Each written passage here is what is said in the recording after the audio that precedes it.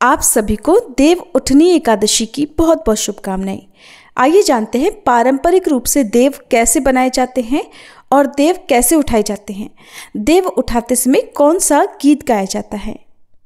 तो देव बनाने के लिए आप गेरू को घोल ले, पानी बहुत ज़्यादा नहीं डालना है, थोड़ा गाढ़ा सा घोल रखना है और किसी माचिस की तीली में आप थोड़ी रुई लपेटकर उससे बना सकते हैं या ब्रश की सहायता से भी आप देव बना सकते हैं। और अगर आप मिट्टी के आंगन में बना रहे हैं तो हो सकता है कि आपको गेरू से देव बनाने में परेशानी हो, तो ऐसे में आप गेरू से चौकोर लीपने के बाद उस पर खड़िया से देव बना सकते हैं। जैसे यहाँ पर हम गेरू से देव बना रहे हैं तो आप जो बीच की जो जगह होती है ना, उसे आप गेरू से लीप कर उस पर खड़िया से देव बना सकते हैं। खड़िया जो मिट्टी होती है उससे आप देव बना सकते हैं। अगर किसी के यहाँ पर फर्श पर जगह नहीं है तो आप कोई बड़ी सी टाइल्स ले लें या बड़ा सा वाइट कलर का चार्ट पेपर ले लें, उस पर भी देव बना सकते हैं।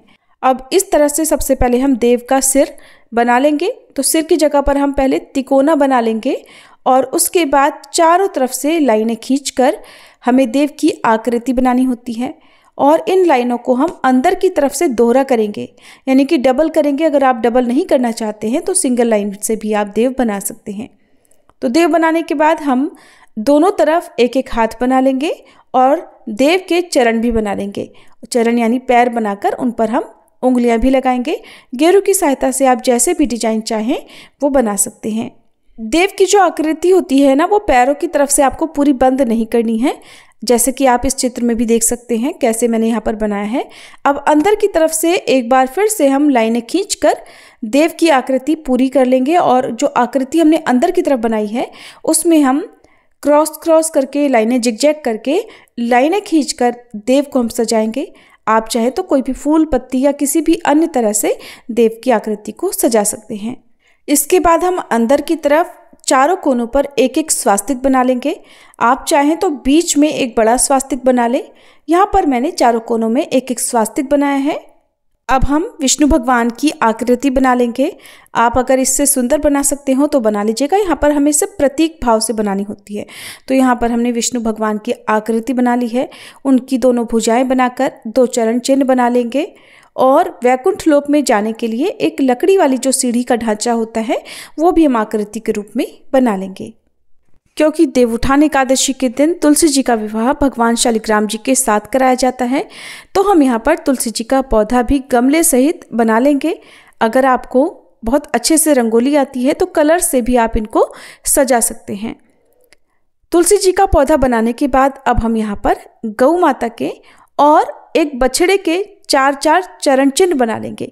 गौ माता के 4 खुर और बछड़े के 4 खुर बनाने के बाद परिवार के जितने भी सदस्य हैं उन सभी के एक एक जोड़ी पैर बनाकर एक जोड़ी पैर आगे आने वाली पीढ़ी के लिए बनाएंगे। अगर आप जॉइंट फैमिली में रहते हैं तो जितने भी परिवार के सदस्य हैं, क्योंकि पूजा एक ही जगह होती है तो उतने ही आपको यहाँ पर पैरों के चिन्ह बनाने हैं। और अगर आप अकेले अकेले पूजा करते हैं तो जितने आपकी खुद की फैमिली में इस समय लोग हैं उतने ही आपको पैरों के चिन्ह बनाने हैं। साथ में हम यहाँ पर कमल का पुष्प बना लेंगे जो कि माँ लक्ष्मी जी को अति प्रिय है। अगर आप चाहें तो यहाँ पर शालिग्राम भगवान जी की भी प्रतीक रूप में तस्वीर बना सकते हैं।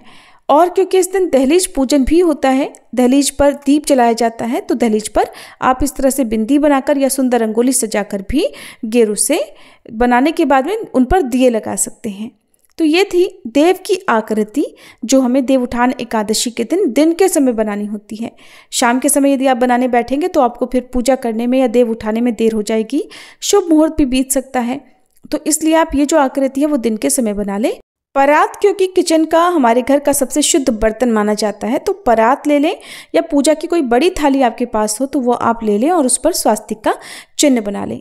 क्योंकि हमें परात से जो हम देव ने बनाए हैं हमने उसके नीचे जो भी सामग्री रखी है उसे ढकना होता है और इसी परात को बजाकर हम देवउठान एकादशी के गीत गाते हैं। तो एक प्लेट में आप गेहूँ रख लें, क्योंकि एकादशी के दिन चावल का प्रयोग नहीं होता है। गेहूँ की जगह पर आप बाजरा रख सकते हैं। और इस मौसम में जो भी सब्जी या फल आते हैं उनका भी पूजन हमें इस दिन करना होता है और इसके बाद से हम उन चीज़ों का सेवन प्रारंभ करते हैं। तो सिंघाड़े, मूली, गन्ने और आंवले इस मौसम में मिलने शुरू हो जाते हैं, तो हम आज के दिन उनका सभी का पूजन करते हैं और देव को भोग लगाते हैं। इसके अलावा आप कुछ दक्षिणा रखें और मिठाई भी रखें।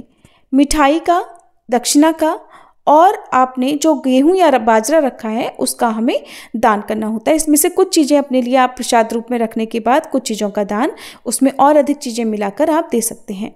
साथ ही साथ आपको यहाँ पर रुई लेनी है इस मौसम में, क्योंकि कपास की खेती होती है, नई रुई आ जाती है, तो रुई रखकर उसका पूजन करें और बाद में इस रुई को आप पूजा में रखकर दिए बनाने के काम में, बाती बनाने के काम में, पूजा में बाद में यूज़ कर सकते हैं।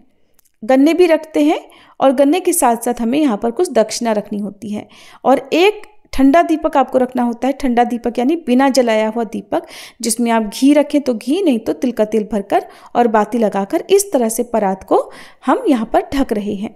तो दिन में ही आपको ये प्रक्रिया कर लेनी है, देव बनाकर इस तरह से सामग्री को ढक देना है और शाम को जब आप शाम की पूजा कर लेंगे तब हाथ जोड़कर आपको देव को उठाना है। यहाँ पर घंटे, घड़ियाल, शंख बजाकर हम देव को उठाते हैं। सबसे पहले जल का एक लोटा रखकर जो दिया आपने रखा हुआ है ना, उसे रखते समय ध्यान रखिएगा कि दिए को बहुत ज़्यादा बीच में या अंदर की तरफ नहीं रखना है, किनारे की तरफ ही रखना है, ताकि परात को हल्का सा उठाकर आप उस दिए को जला सकें। अब हम देव उठान एकादशी के गीत गाएंगे, तो आप भी अपनी अपनी यहाँ की परंपराओं के अनुसार गीत गा सकते हैं। गीत गाते समय परिवार की सभी स्त्रियों के, बच्चों के और अपने अपने पतियों के या जेठ जेठानी आदि जो भी हैं उनके नाम लिए जाते हैं। तो चलिए देव उठान एकादशी का गीत भी गाएंगे।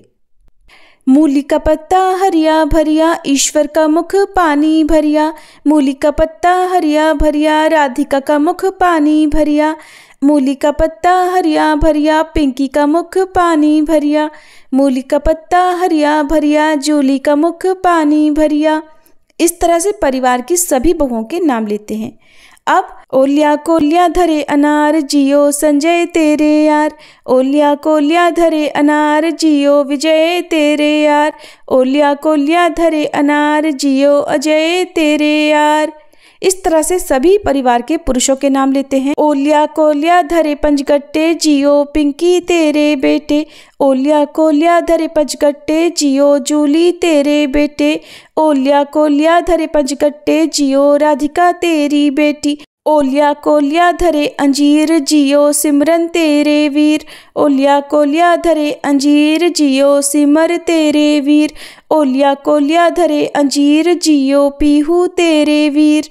इस तरह से परिवार की सभी कन्याओं के नाम लेते हैं। बुलबुलड़ी ने घालो गाड़ी, राज करे वंशु की दादी।